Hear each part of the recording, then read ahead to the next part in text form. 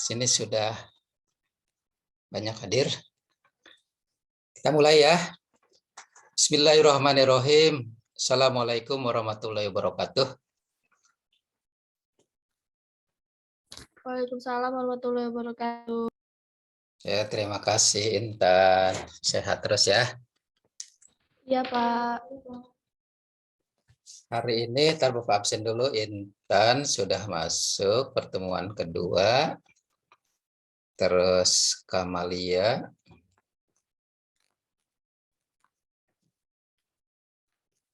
Terus Wulandari. Firly. Ya, yang sudah masuk 4 ya. Jadi kalau ada yang menyusul tinggal diinfokan lagi. Baik, Pak.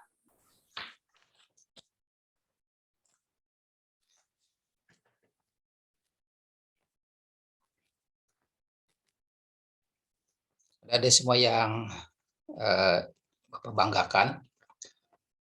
Terima kasih atas waktu pertemuan kedua ini. Dan tentunya Bapak terus berharap kita semua sehat ya.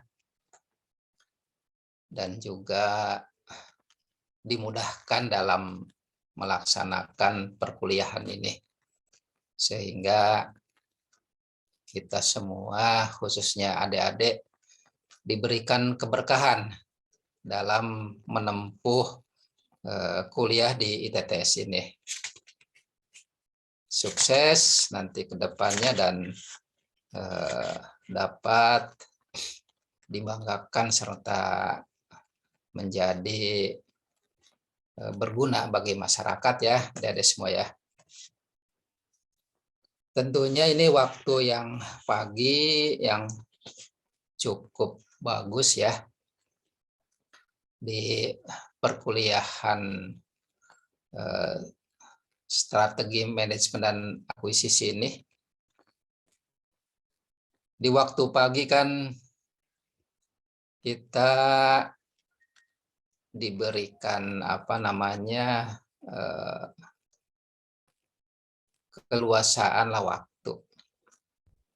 Mungkin yang beragama Muslim, Islam, tentunya setiap pagi nih, dan waktu yang cukup bagus untuk memohon kepada Allah biar kelancaran. Biasanya kan seperti Bapak ini ada sholat duha gitu ya dari semua ya. Di sholat duha ini cukup bagus memohon kepada Allah, memohon kepada Tuhan bahwa kalau ada yang mungkin rezeki masih di atas kan biar diturunkan gitu ya. Kalau ada yang masih di dalam bumi ya biar dikeluarkan. Begitu juga mungkin yang haram bisa disucikan, yang masih jauh tentunya bisa didekatkan gitu ya dan ditetapkan pada kita. Semuanya berkat keagungan Allah, karena kekuasaannya ya kita dimudahkan untuk meraih cita-cita atau rezeki dari perkuliahan ini ya. Kita lanjut di materi yang berikutnya. Masih sekitar strategi manajemen. Seperti Bapak telah uraikan di atas atau minggu kemarin, bahwa manajemen itu fungsinya lebih kepada apa yang menjadi perencanaan ya. Perencanaan juga mengorganisasikan, menggerakkan, dan mengawasi atau mengendalikan di sini. Proses manajemen strategi ini ada di semua. Ini menurut Ismail. Jadi proses yang menghasilkan ya, proses yang menghasilkan berbagai keputusan dan tindakan yang strategis yang akan menunjang pencapaian tujuan dari perusahaan tadi. Nah, tujuan ini kan sudah ditetapkan di awal. Bahkan adanya visi, adanya misi dari sebuah organisasi tadi, ini tujuan akan dicapai apa? Yang namanya perusahaan bisa menghasilkan laba yang kompetitif, laba yang optimal, tentunya dibarengi dengan strategi-strategi apa dalam organisasi perusahaan tadi. Dalam dunia bisnis ada ya kita sering mendengar tentang kata strategi. Karena memang strategi itu sangat dibutuhkan untuk dunia bisnis. Kenapa harus ada strategi untuk mencapai tujuan perusahaan tadi? Nah, strategi ini untuk mengembangkan perusahaan. Ya. Jadi kita banyak apakah strategi perusahaan besar, strategi yang perusahaan menengah, strategi perusahaan yang sifatnya kecil, bahkan mikro sekalipun, atau usaha sendiri sekalipun yang sifatnya kecil, itu perlu strategi. Strategi itu tujuannya selain mendapatkan keuntungan atau laba tadi, untuk juga mengembangkan perusahaannya. Ya meski sangat terkenal lah bahwa dalam manajemen itu, dalam organisasi itu harus mengerti tentang strateginya. Misalnya Intan itu ya, menjadi manajer dari perusahaan. Atau juga Kamalia, atau Wulandari, atau mungkin Firly gitu ya. Menjadi manajer menjadi punya perusahaan yang sekarang masih calon-calon ya. Calon manajer. Nah, apapun pengembangan perusahaan, strategi itu perlu. Strategi dalam mengembangkan manajemen di perusahaan tadi. Karena istilah dari strategi ini, banyak orang dalam perusahaan maupun organisasi lain itu ada yang membidangi atau yang mengkhususkan gitu ya. Misalnya di divisi marketing. Divisi marketing ini dalam pemasaran produk maupun pemasaran jasa dari perusahaan tadi, itu sangat diperlukan dan sangat penting. Kenapa juga disebutkan sangat penting?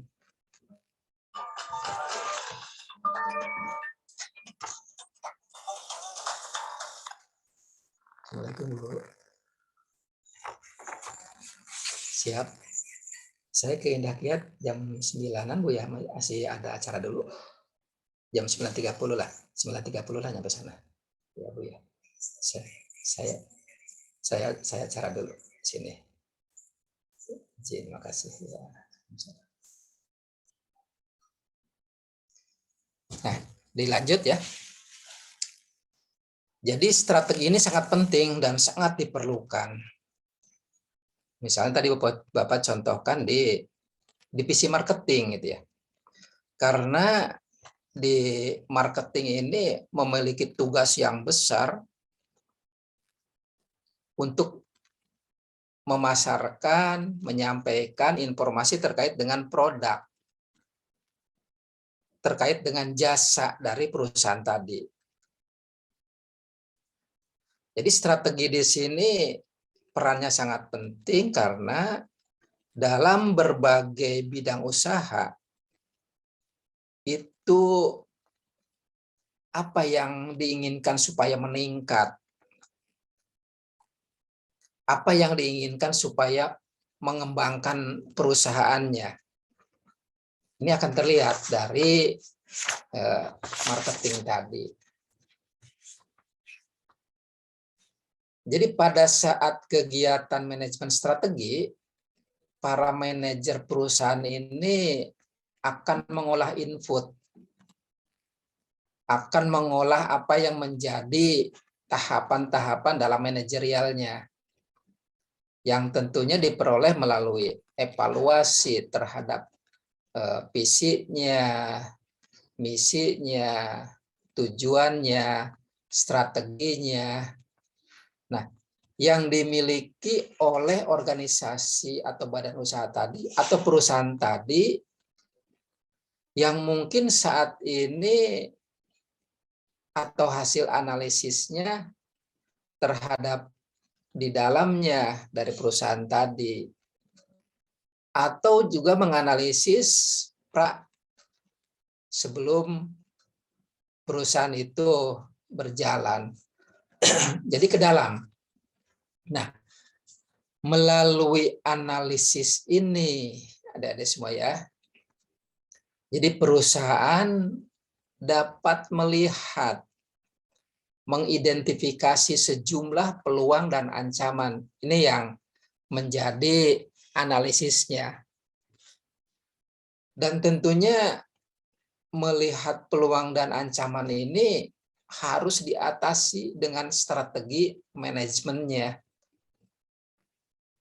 Bagaimana perusahaan bisa berkembang, tetapi kegiatan-kegiatan yang di dalamnya itu harus dilakukan secara cermat. Tadi melalui pengolahan input, melalui pengolahan yang ada di dalam, baik itu data-data awal perusahaan, pendirian perusahaan, dan juga mungkin ada masukan-masukan.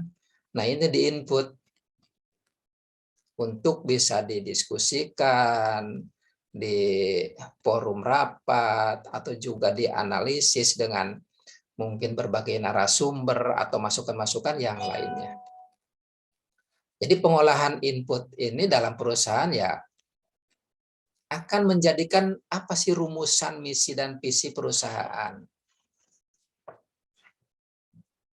Kalau memang perusahaan ini berjalan atau sudah berjalan, bisa dikaitkan, bisa disambung-sambungkan apa yang menjadi pemikiran meningkatkan perusahaan tadi, gitu ada ya.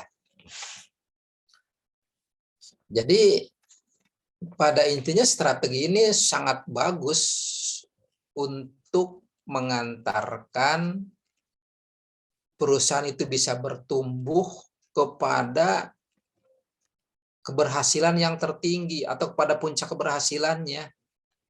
Nah, kalau ini bisa dikembangkan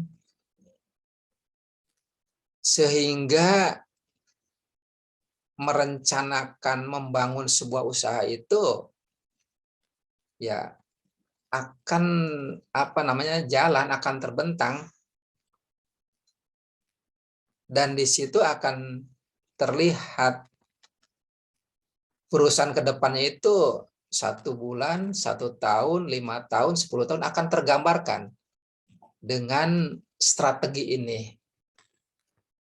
Tetapi itu ada semua yang sering Bapak sampaikan, catat apa yang menjadi awal dari perusahaan, punya dokumen, perjalanannya apa, perkembangannya apa, perubahannya apa, pergeserannya apa, permodalannya bagaimana, peningkatan permodalan bagaimana, juga SDM-nya atau sumber daya manusianya itu harus dicatat sejalan.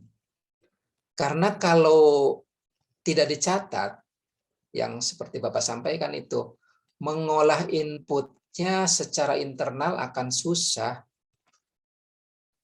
menganalisisnya, mengidentifikasinya, apakah itu menjadi peluang atau juga ancaman. Itu ada ya. Jadi ini harus sejalan. Lakukan strategi manajemen ini harus dengan proses, harus dengan ilmu dan seni gitu ya. Harus dengan berbagai pertimbangan yang matang. Ini yang akan sejalan, yang menjadi strategik dari manajemen apa yang akan dilakukan. Jadi sejalannya kegiatan ini akan nyambung. Walaupun awalnya mungkin perusahaan ya hanya sifatnya kecil-kecilan, mungkin modal 10 juta atau bahkan di bawah 10 juta. Tapi kalau ini dilakukan terus-menerus dan komitmen pada perusahaannya tidak akan terganggu, bisa berjalan. Artinya terganggu ini jangan sampai, udahlah yang penting ini modal tetap. Ada kelebihan sedikit dipakai poya-poya misalnya itu ya. Ada proyek yang cukup lumayan sehingga menghasilkan yang cukup, ternyata dalam pelaksanaannya tidak menyesuaikan dengan keuntungan atau labanya tadi. Dengan pikiran yang ada, udahlah yang penting cukup makan sehari-hari. Itu yang harus dirubah. Ini dalam merumuskan misi atau visinya dari perusahaan tadi. Kalau bisa pisahkan mana kebutuhan pribadi, mana kebutuhan wirausaha atau perusahaan tadi. Dan adik-adik yang menggeluti ilmu ekonomi dan bisnis, dan juga dari studi ilmu informasinya dengan ilmu komputernya di sini, itu akan sejalan seiring dengan perkembangan zaman. Apalagi sekarang di zaman teknologi digital semua mudah. Dunia dari manapun gampang dilihat.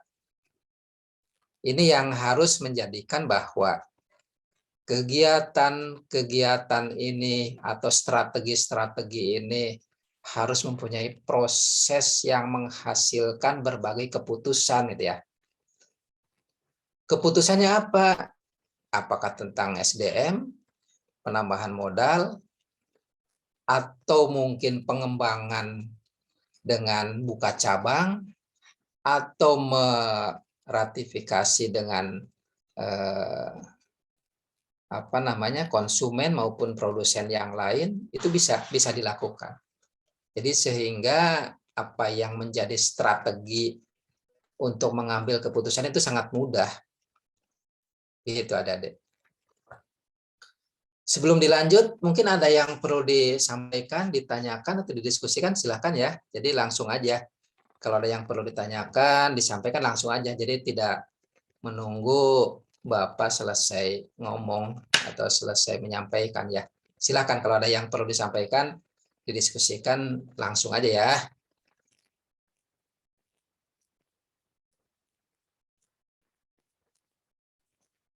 Oke, dilanjut ya.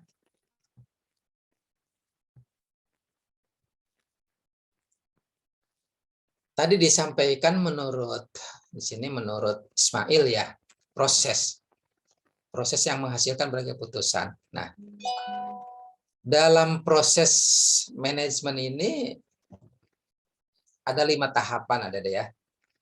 Jadi analisis lingkungan, penetapan misi dan tujuan, perumusan strategi, implementasi strategi, evaluasi dan pengendalian.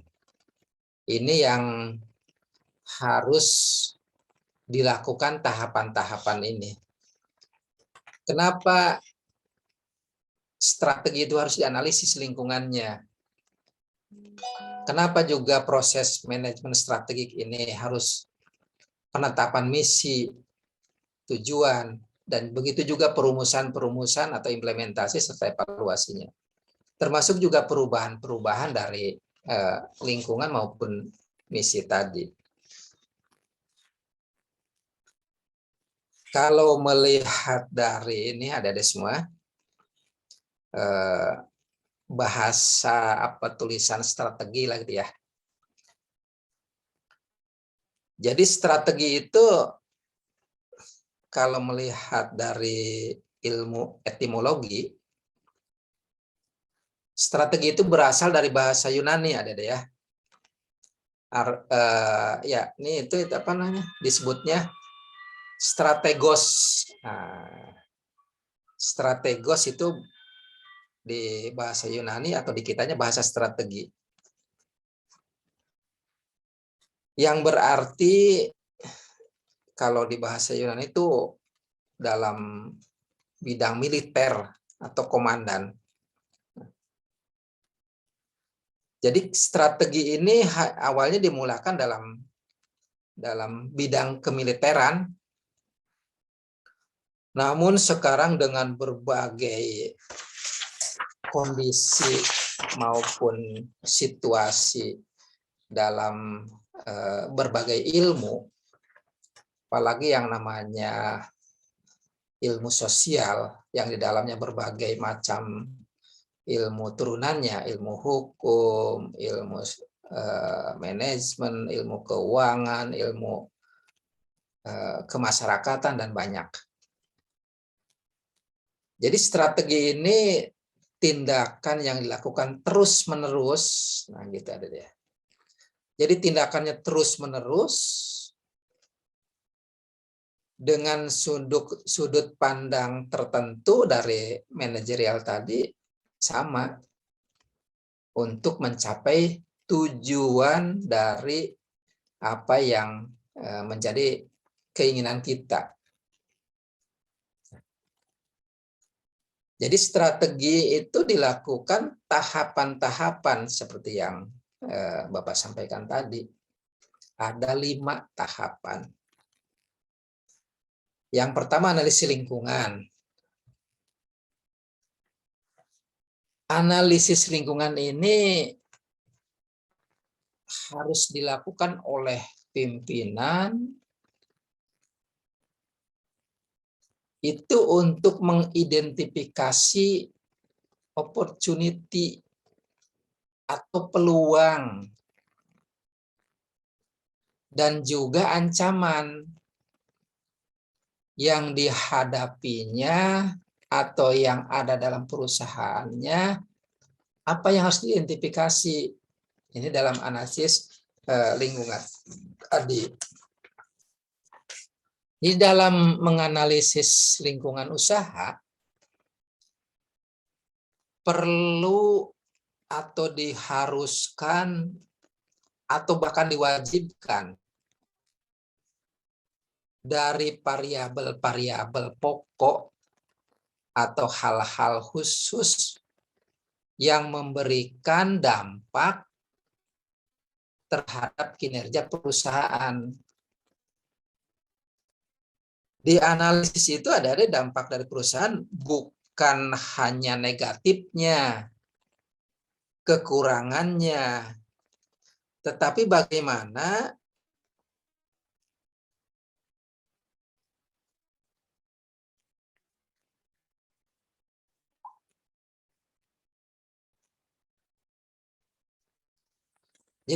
bagaimana manajer pimpinan itu ngerti apa yang menjadi kendala kalau itu menurun atau negatif. Dan seperti yang Bapak sampaikan tadi,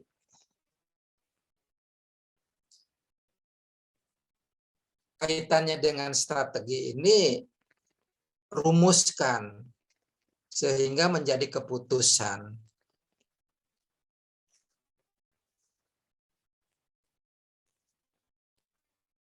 Nah, kalau ini menjadi strategi dari manajer, apa yang menjadi kebutuhannya, lakukan dengan pendekatan-pendekatan lingkungan internal yang ada.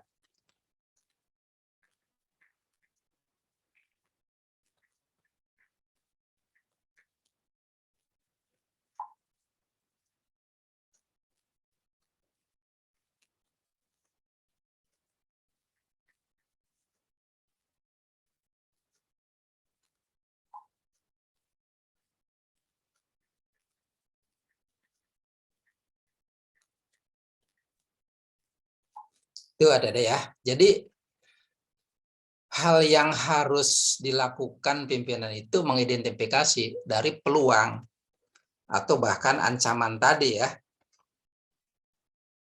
Dari opportunity dan threat di sini.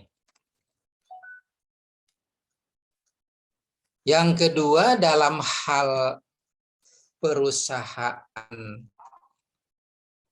akan menganalisis ya dari variabel-variabel yang ada dalam perusahaan tadi, tentunya variabelnya yang relevan dengan jumlahnya juga terbatas dan juga bukan yang sifatnya keseluruhan. Artinya harus bisa dilokalisir, harus bisa diinventarisir. Sudut pandang yang manakah? Sudut pandang yang utamanya yang mana? Apakah di sektor produksi misalnya? Kalau mencontohkan produksi misalnya toko sepatu lah gitu ya. Nah, sudut pandang yang akan dilihat dari produksi itu yang mana?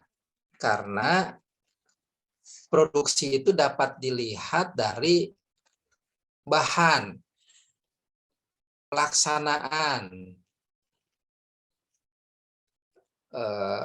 packaging, atau juga tahapan akhir finalisasi dari produk tadi. Kalau ini dilakukan ada di semua,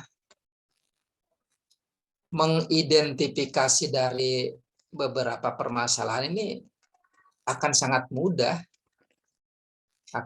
mudah. Nah, tentunya ini bisa dilakukan supaya strategi atau mengambil keputusan dalam strategi ini akan gampang, akan mudah oleh seorang manajer, oleh seorang pimpinan.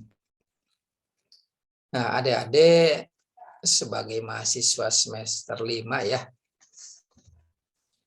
dalam mengembangkan strategi ini harus diidentifikasi ya tadi ya.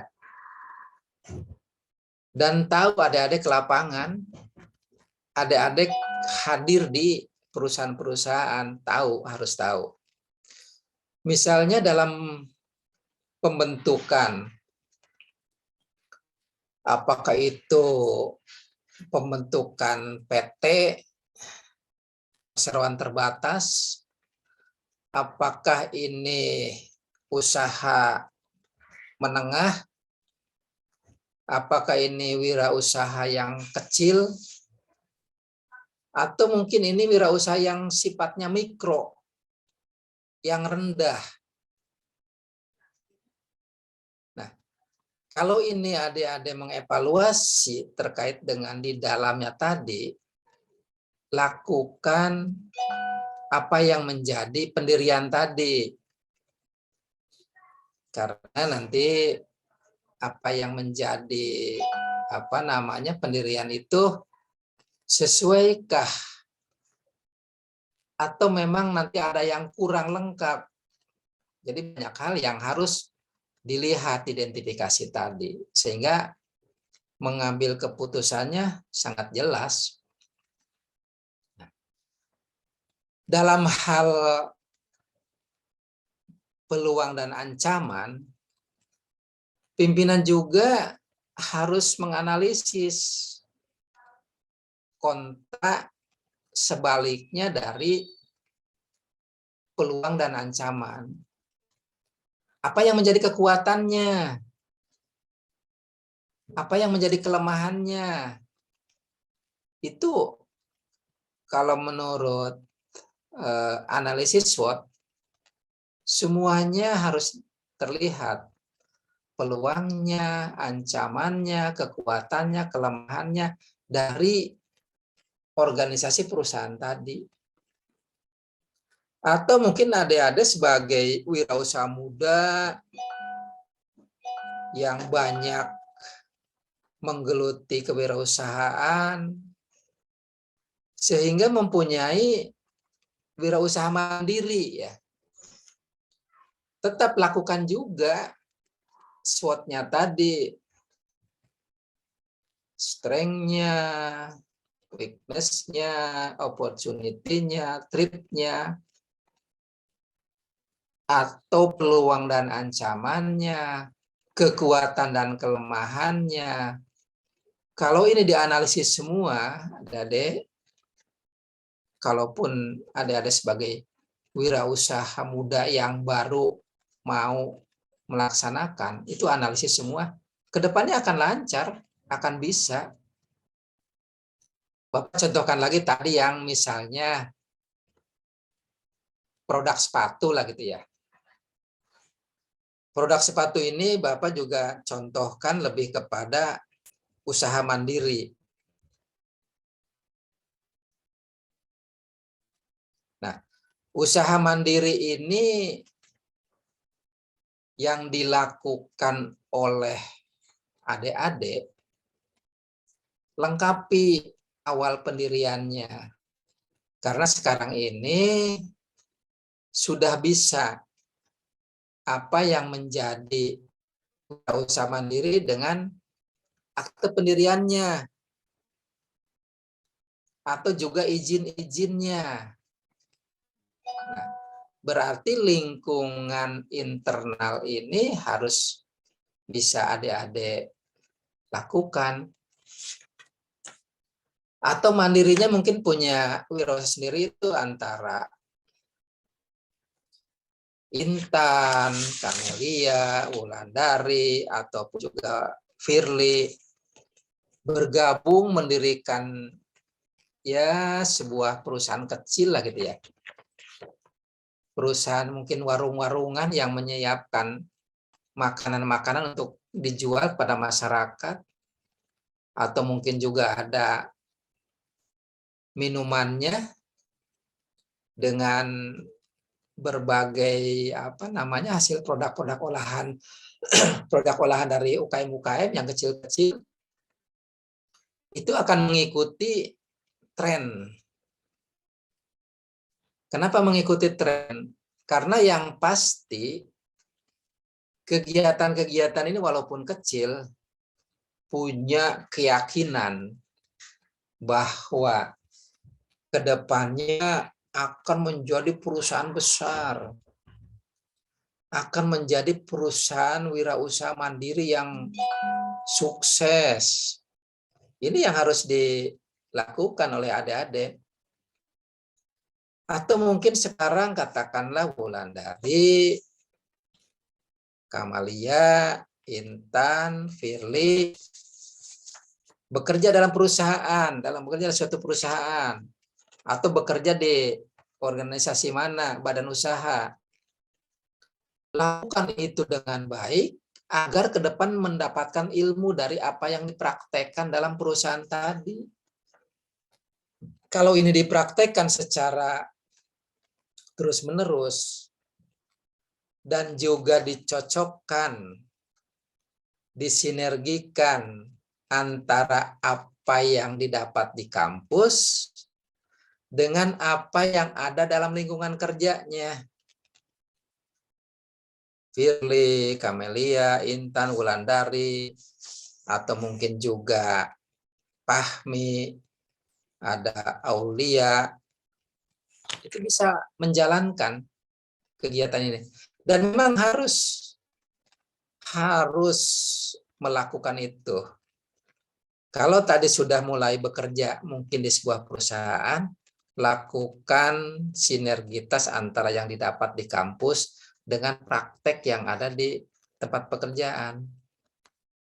Misalnya, Pak, ini tidak sejalan karena yang dilakukan di kampus memanage dari sebuah perusahaan, tapi di sana atau dalam pekerjaannya ternyata mungkin di bagian teknik.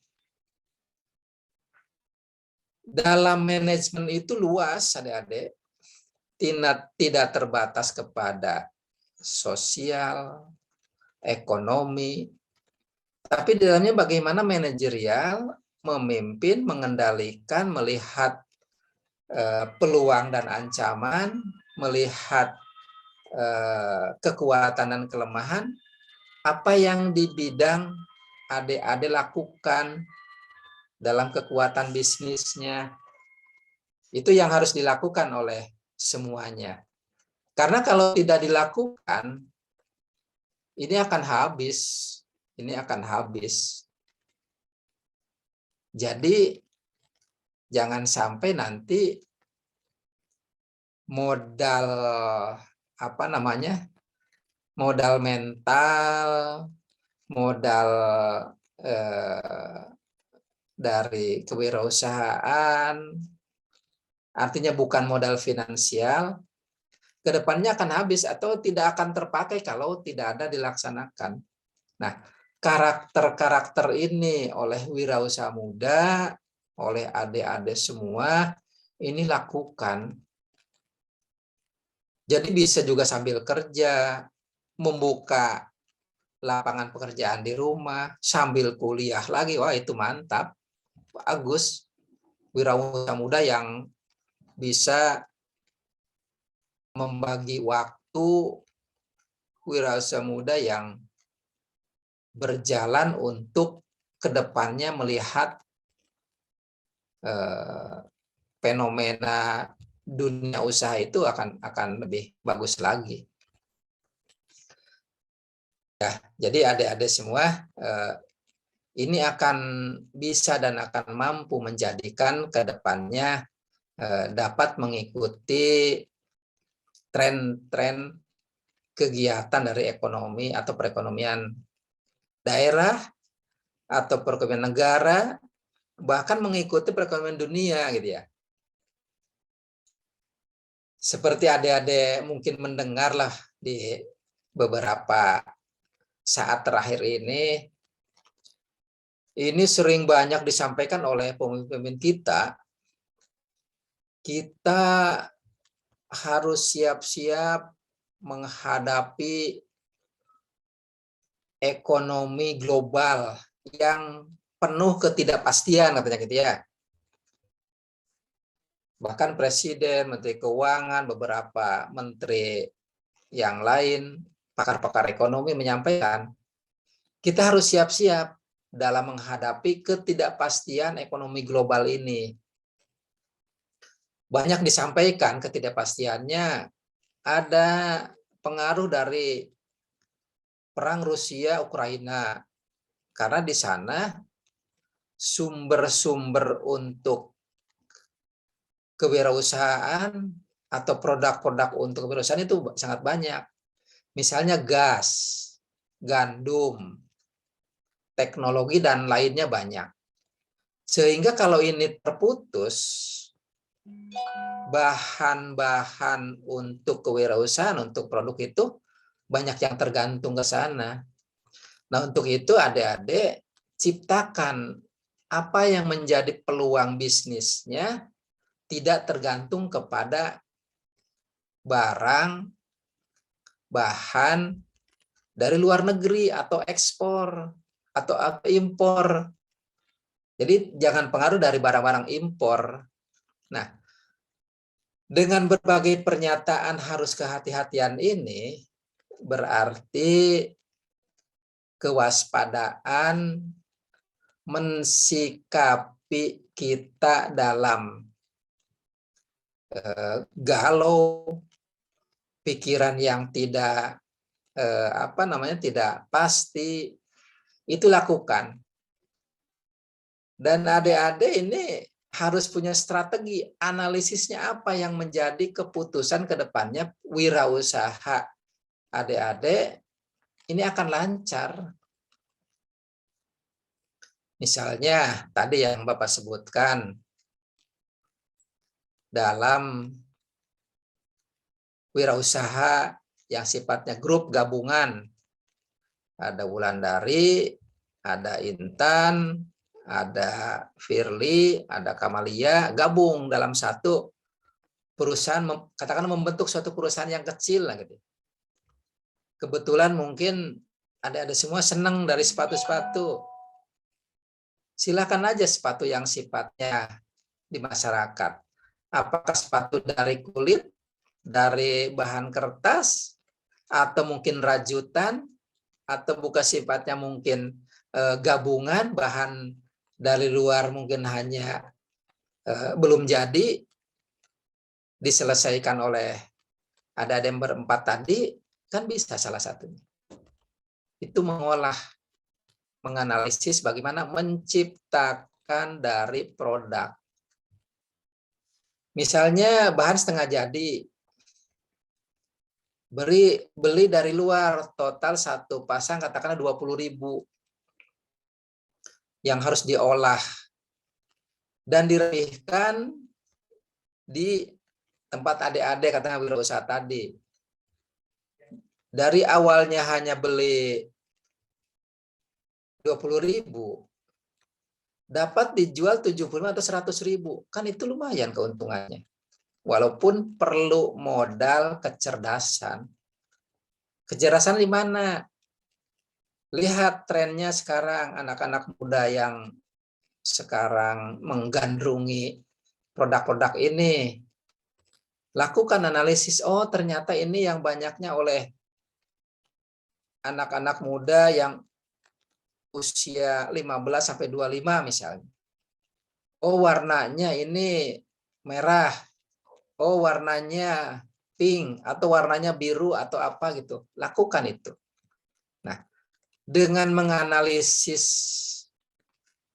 peluang dan ancaman, menganalisis kekuatan dan kelemahan, atau yang ada dalam SWOT ini adik-adik akan lebih matang lagi. Pak takut gagal misalnya. Kegagalan itu pasti. Tetapi jangan total 100% gagal total, itu jangan. Gagal itu ya sedikit, 5% kah 10% yang karena mungkin belum belum tahu secara keseluruhan. Tetapi itu harus dilakukan bagaimana kegagalan itu untuk bangkit. Banyak yang gagal bangkit. Setelah bangkit baru berapa gagal lagi. Harus bangkit lagi. Begitu juga seterusnya. Karena yang namanya bisnis, dalam hati itu bukan coba-coba. Dalam hati itu mungkin bukan iseng. Tapi ingin serius hatinya itu. Nah, dalam keseriusan, dalam support yang tinggi, kegagalan atau kegalauan tadi akan berkurang. Kalau ini terus-menerus dilakukan, ya insya Allah berhasil. Semuanya bisa berhasil. Nah, kegagalan-kegagalan ini yang harus dianalisis dalam strategi manajemen ya, ada ya. Jadi analisis lingkungannya, ya. Jadi analisis lingkungannya baik internal maupun eksternal, apa yang harus dilakukan dengan beberapa peluang-peluang yang harus dilakukan oleh adik-adik semua. Jadi dalam kegiatan menganalisis ini tentunya ada kita suka banyak memberikan semangat kepada diri sendiri ini, apa yang menjadi strateginya itu dibahas dan dijelaskan. Ada slogan ini ya, menurut tadi slogannya itu perspektif, posisi, perencanaan, pola, dan penipuan. Nah, perspektif dalam strategi di sini ini dikaitkan dengan misi dalam menggapai tujuan, ya. Apalagi disampaikan oleh pakar strategi dari Indonesia, itu Nawawi, bahwa Nawawi menyampaikan strategi ini adalah suatu perencanaan dalam ukuran besar untuk meraih tujuan masa depan dari perusahaan. Jadi strategi ini perencanaan besar, ada ya. Langkah awal ke depan yang besar untuk meraih tujuan di masa depan organisasi, badan usahanya, perusahaannya. Ini akan sejalan kalau semuanya dilakukan untuk kegiatan-kegiatan yang sifatnya serius. Karena untuk menciptakan pekerjaan, meraih peluang-peluang ini harus serius. Jangan sampai dilakukan baru setengah jalan. Itu adik-adik, break dulu ya 5 menit. Nanti kita lanjut setelah ini. Iya, Pak.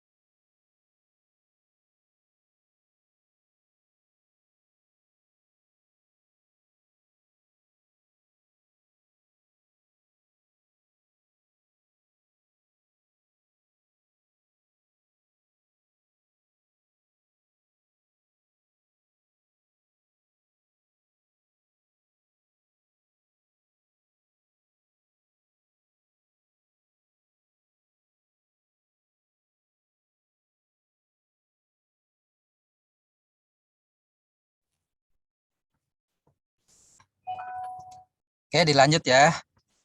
Jadi tadi terkait dengan bagaimana strategi dari manajemen yang kita bisa lakukan dalam suatu perusahaan. Itu analisis lingkungan ya.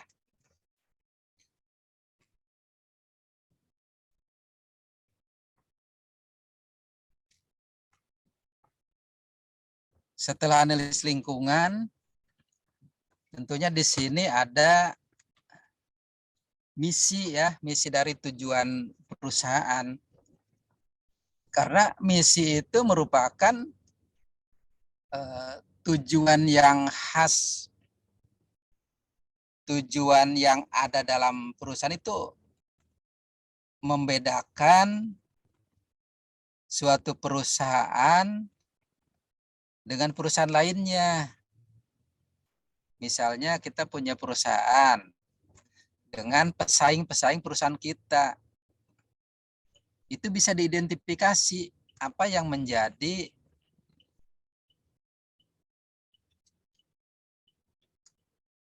misinya ya.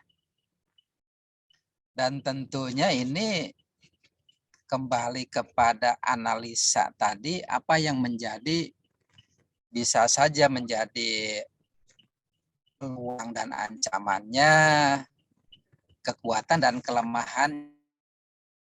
Kalau ini dilakukan secara terus-menerus, secara konsisten, ini akan bisa juga menjadikan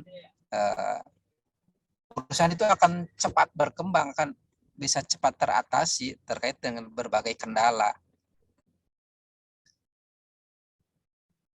Karena dalam misi itu ya, dalam ini ada semua, pasti akan terlihat bahwa uraian karakteristik gitu ya. Apakah itu produk, apakah itu mungkin dari jasa, juga akan terlihat dalam misi itu. Pasar dan teknologi dari perusahaan tadi. Jadi misi dalam perusahaan ini akan mampu mengoptimalkan seluruh kekuatan, seluruh potensi dari yang ada di perencanaan atau yang ada di awal. Apa itu yang akan menjadikan potensinya? Akan tercapainya atau akan dikehendakinya tujuan yang telah ditetapkan. Tujuan itu kan sudah ada dalam POAK ya, dalam planning, organizing, actuating, controlling, perencanaan, pengorganisasian, penggerakan, pengendalian. Ini sejalan bahwa strategi itu di titik mana, apakah di P-nya atau di O-nya atau di actuating-nya atau pengendaliannya tadi. Nah, sejalan dengan perubahan rencana yang ke depan untuk lebih bagus, nah, strategi-strategi ini yang harus dilakukan.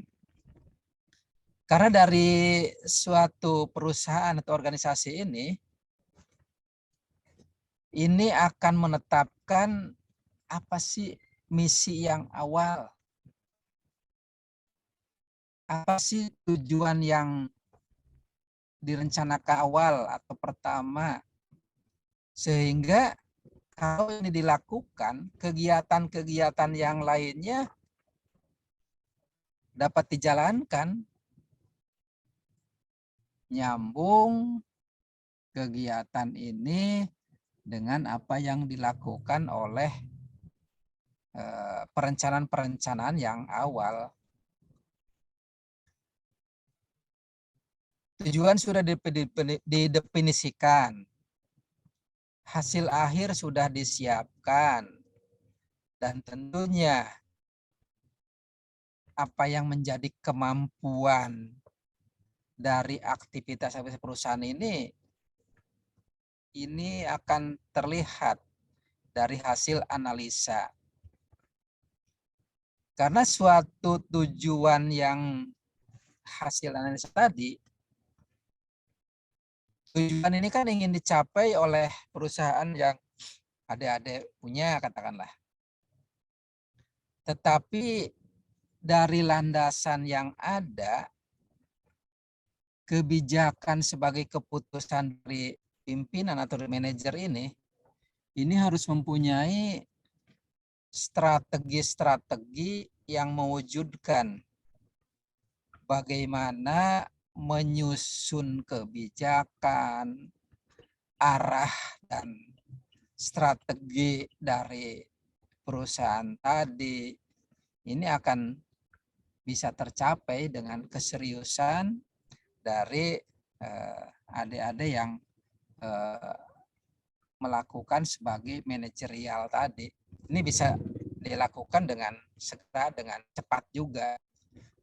Beda dengan manajemen sejalannya. Artinya tidak dicatat dengan baik, tidak dilakukan dengan sempurna. Awal mungkin gebragannya bisa sukses melampaui batas dari tujuan tadi.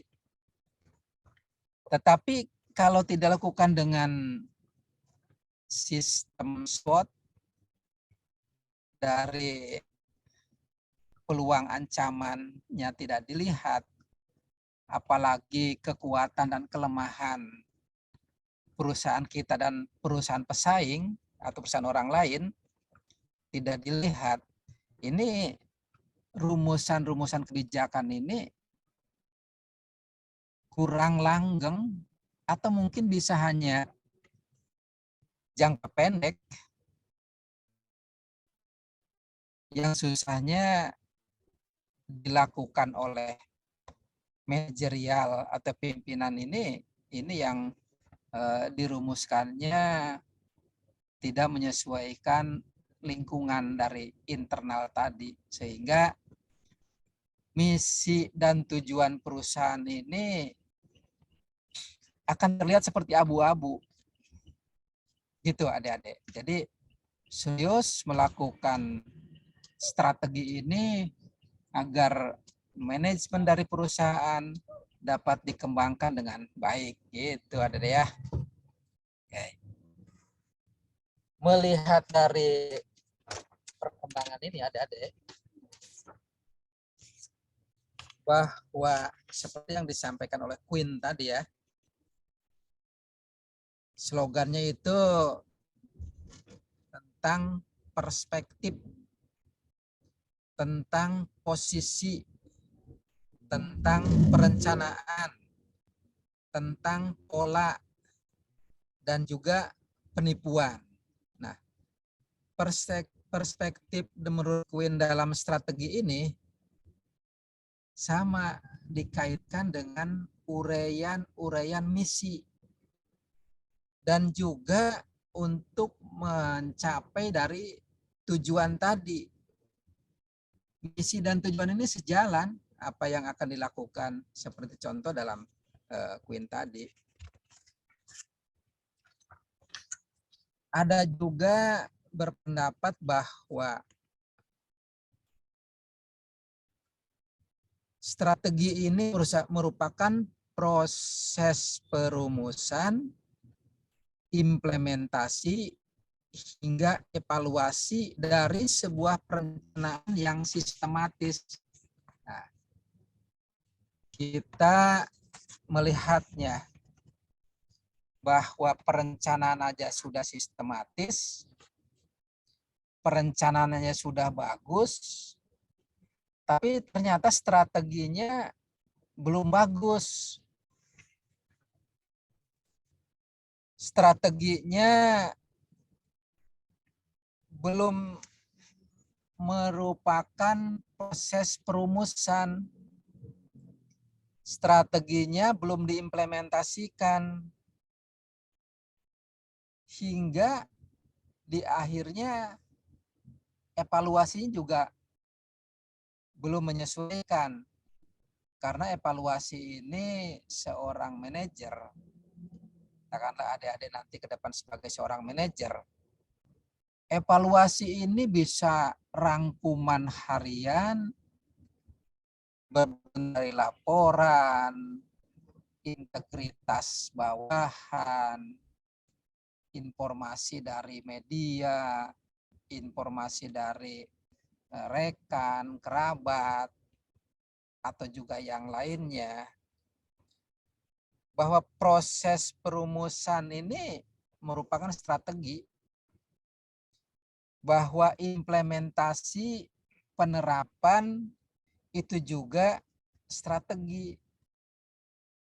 Dari perumusan dan implementasi ini menjadi evaluasi, sehingga perubahan-perubahan dalam strategi ini dilakukan oleh seorang manajer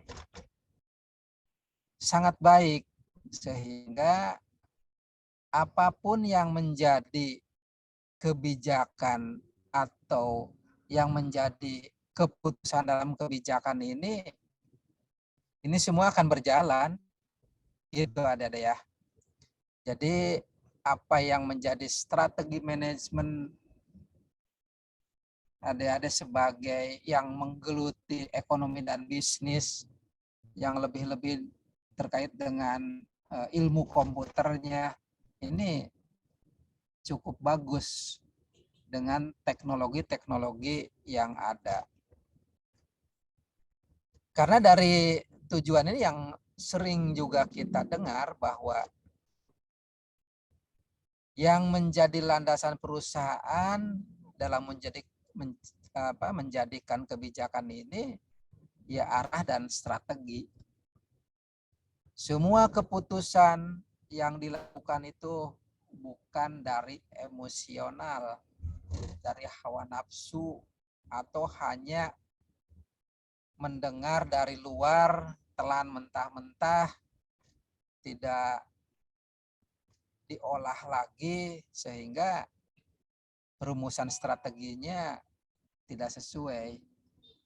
Tapi proses ini karena adik-adik menjadi orang ilmuwan, tentunya diolah dengan ilmu-ilmu yang ada. Kaitkan dengan situasi, dengan kondisi, lingkungan internal, lingkungan eksternal, dan juga banyak regulasi-regulasi atau kebijakan-kebijakan terkait dengan pemerintahan, baik itu pusat, provinsi, juga mungkin kabupaten kota. Ini yang bisa sejalan dengan strategi apa yang akan dilakukan oleh Fakultas Ekonomi dan Bisnis yang harus dilakukan dengan kebijakan-kebijakannya. Apalagi sekarang dengan yang namanya kampus merdeka ya.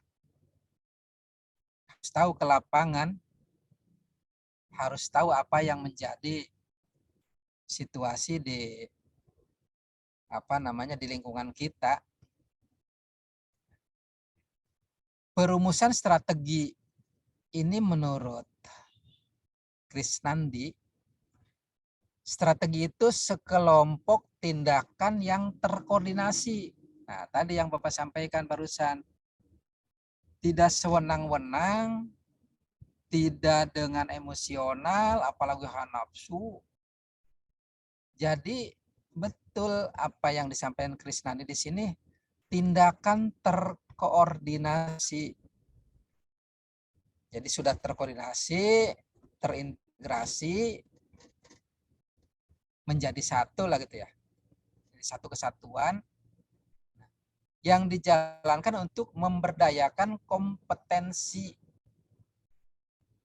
sama mencapai tujuan atau untuk memperoleh keunggulan bersaing. Bersaingnya tentunya jangan bersaing negatif. Harus bersaing secara positif ya, Dek ya.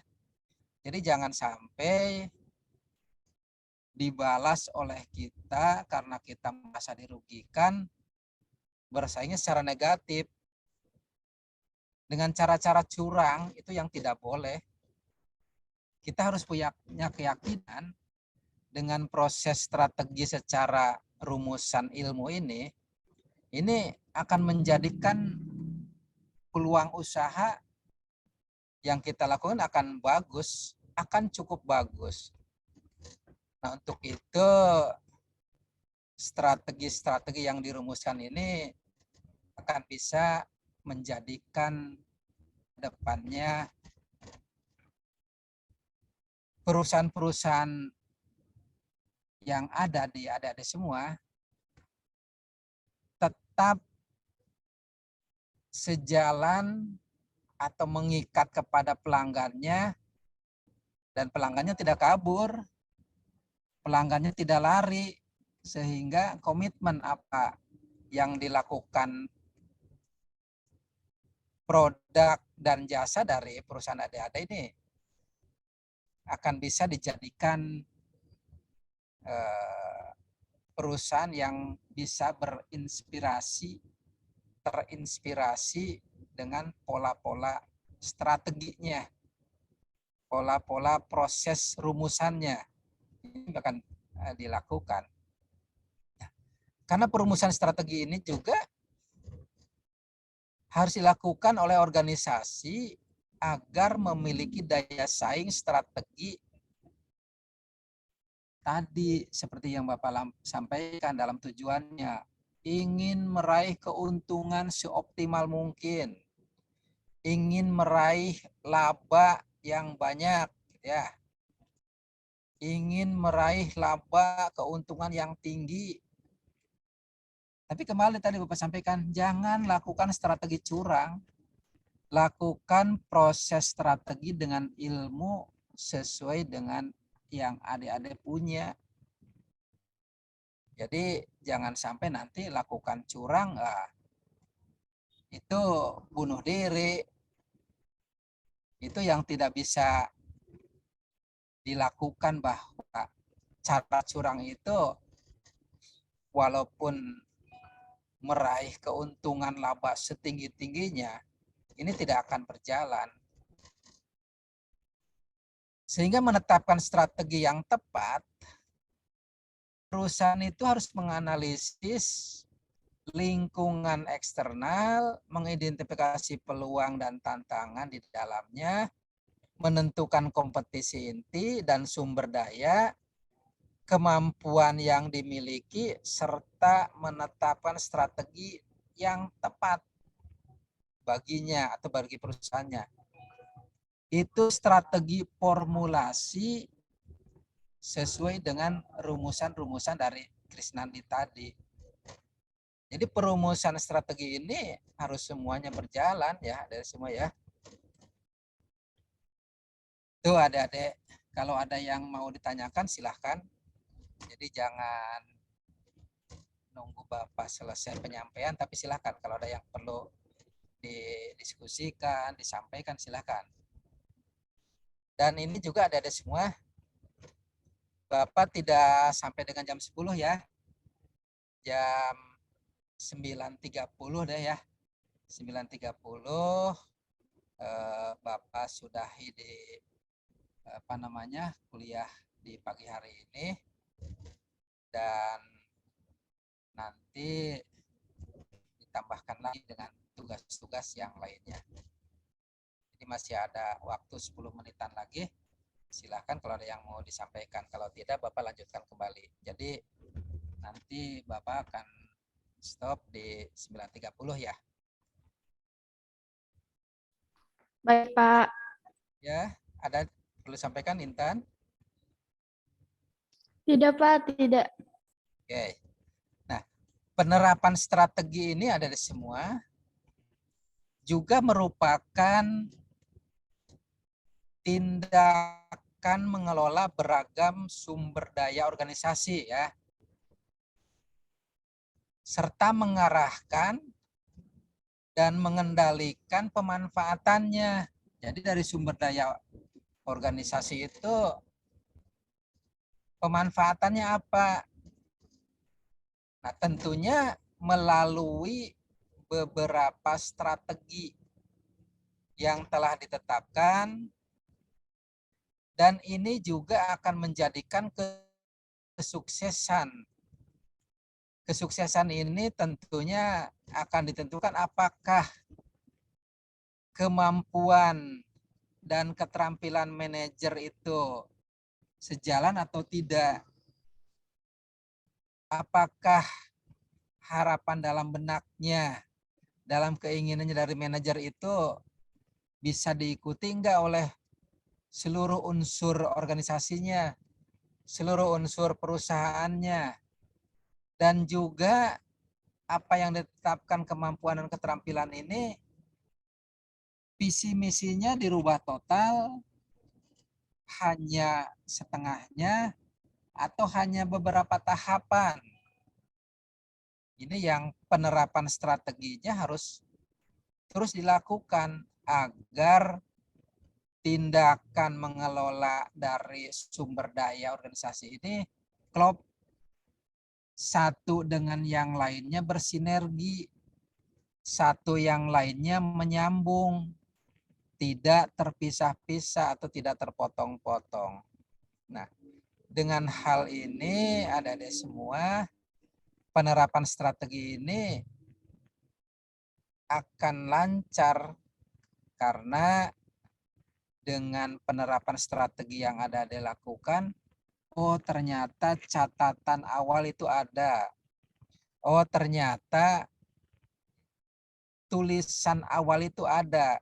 Sehingga akan terbaca dengan kegiatan-kegiatan ini akan menjadikan bahwa perusahaan yang ada serius ingin sukses ke depannya, dan para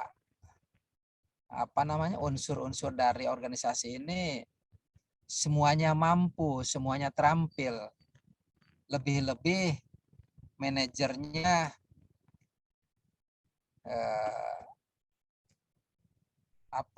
terbuka, transparan kepada semua elemen yang ada di adik-adik semua atau di perusahaan tadi. Oke, itu yang keempat.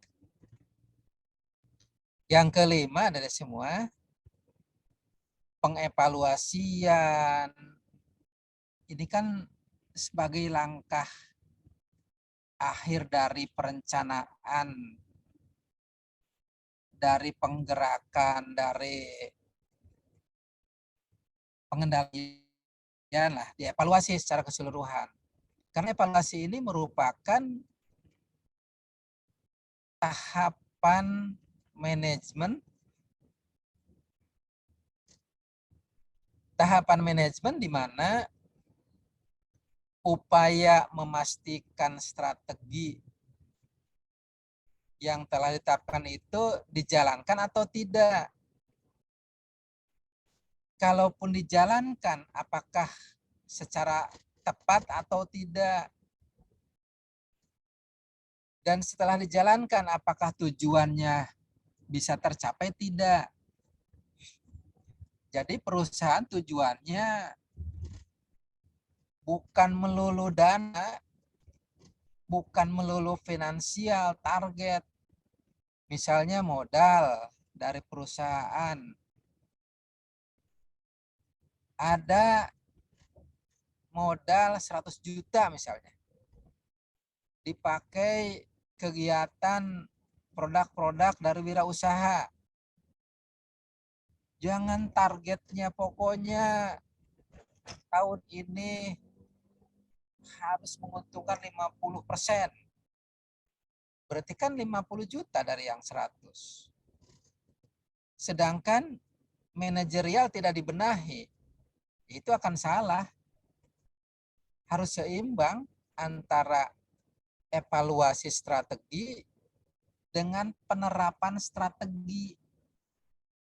Jangan hanya angan-angan memberikan teori-teori, tapi secara praktek manajer tidak memberikan contoh-contoh yang baik terkait dengan penerapan dari strategi tadi. Jadi strategi harus semuanya. Evaluasi apa yang menjadi tahapan yang ada. Apalagi seperti yang Bapak sampaikan, ditulis secara baik, dicatat secara baik sehingga akan menjadikan strategi ini tahapan yang kedepannya terlihat sehingga keuntungan-keuntungan secara finansial ini betul-betul hasil kerja keras. Dana-dana yang diterima itu betul-betul bukan dari kecurangan, apalagi dari korupsi, itu yang tidak boleh gitu ada ya. Jadi betul-betul tahapan ini mengevaluasi kerja keras dari perusahaannya, ternyata strateginya berhasil. Ternyata apa yang dilakukannya berjalan dengan baik. Sehingga proses dari melihat internal perusahaan, melihat eksternal perusahaan, melihat jalannya perusahaan secara terampil, tidak dengan kecurangan, tidak dengan kebohongan, tidak dengan intrik-intrik ketakutan, ini akan bagus sejalan. Untuk itu adik-adik semua, apa yang menjadi manajerial, menjadi pemimpin, menjadi ilmu yang diterima secara proses, ini akan berjalan dengan baik. Dan itulah proses-proses dalam manajemen ini sedikit-sedikit atau tahapan-tahapan ini langkah demi langkahnya dilakukan secara baik. Jangan sampai angan-angan tadi seperti yang Bapak sampaikan, pokoknya tahun ini 50% harus meraih pendapatan, meraih keuntungan, meraih laba. Tidak begitu juga. Jadi lakukan proporsional, sinergis, strategi-strategi perusahaan akan diraih. Gitu ada ya. Lanjut, kalau tidak ada pertanyaan. Yang keenam, pengendalian. Ini yang tadi Bapak sampaikan. Pengendalian strategi ini harus dilakukan, diterapkan, diimplementasikan, diterapkan, sehingga identifikasi masalah, apakah itu di pergeseran, di perubahan, yang terlihat, yang di depan mata, menyesuaikan apa yang akan dirujuknya, apa yang akan dilakukannya. Ini kan cukup baik. Ini kan cukup dengan menyiapkan dokumen-dokumen yang ada dari perusahaan tersebut. Ini akan sejalan, ada semua. Sehingga yang namanya pengendalian strategi itu akan terlihat apa implementasinya, apa yang harus diawasi strateginya, apa yang pengendaliannya, dan juga hal-hal teknis yang lainnya atau khusus lainnya. Nah, sejalan dengan itu ada semua kegiatan strategi manajemen akan cukup baik, akan cukup disegani oleh pesaing-pesaing perusahaan kita, sehingga strategi ini akan menguntungkan secara transparan, tidak merugikan pegawai, karyawan, apalagi merugikan masyarakat, pemerintahan. Itu yang tidak boleh. Ada itu semua ya. Jadi perkuliahan pagi hari ini Bapak cukup di sini dulu, dan insya Allah nanti ketemu lagi di minggu depan. izin karena Bapak ada acara yang lain. Sekian, terima kasih ya. Mari kita tutup pertemuan ini dengan baca hamdalah. Alhamdulillahirobbilalamin. Terima kasih ya, Bapak. Tutup dulu. Iya Pak, terima kasih Pak. Ya Pak, terima kasih ya Pak.